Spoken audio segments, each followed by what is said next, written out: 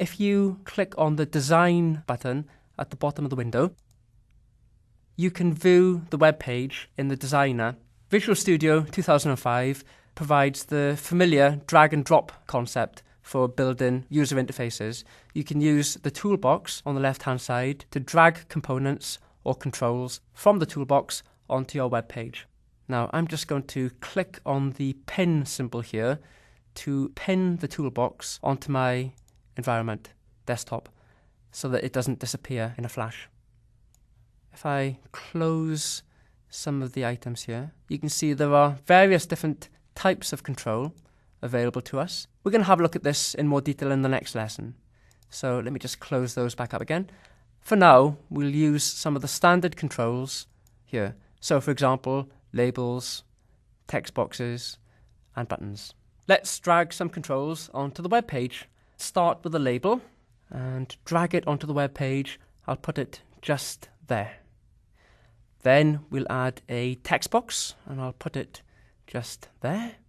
Then we'll add a button. So let's just put that there. And finally, let's go for another label and I'm going to put that there.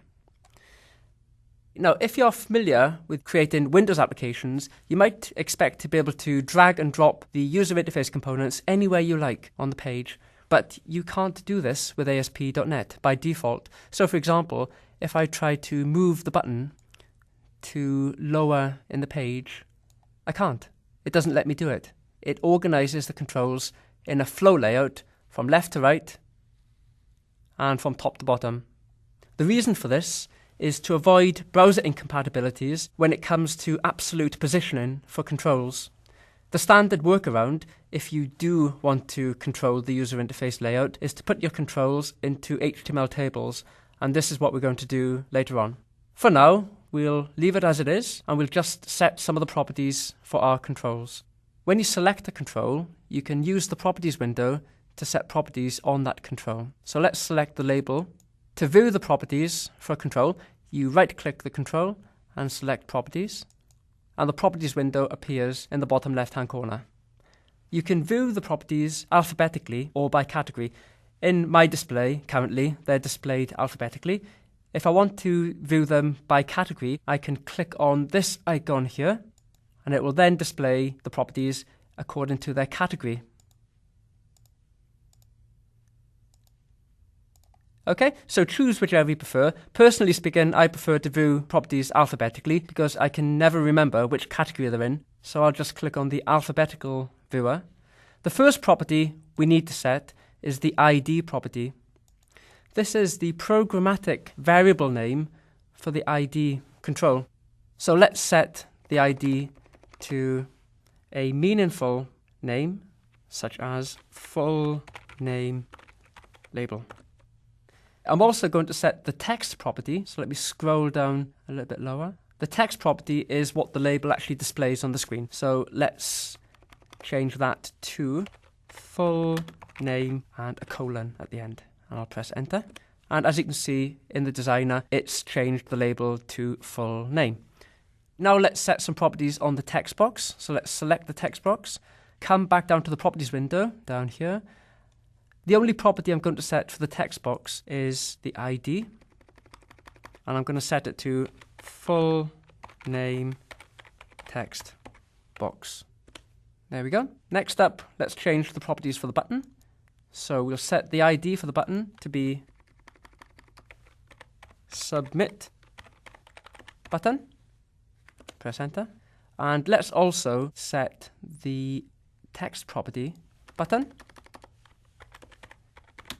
to click me, and as you can see, that's what gets displayed in the button. Finally, we have this last label here. This label is going to display information dynamically generated by the website. So let's set the name or the ID to be result label. And what we'll also do is change some of the graphical user interface aspects of the label. Let's give it a different color and a different font. So we'll set the background color, the back color property. You can choose from one of the colors in the palette, or if you prefer, you can click on the web tab and we'll go for a background color of light grey, I would suggest. And then if we scroll down a bit further, let's set the font property. You can choose whether it's going to be in bold. Let's say bold. And whether it's in italics. Let's have italics as well. And you can also choose a font name for the control. So let's choose the font to be Arial. And one more thing, let's set the font size to be slightly bigger. So let's choose large as our font size. There we go. So that's the properties for the label.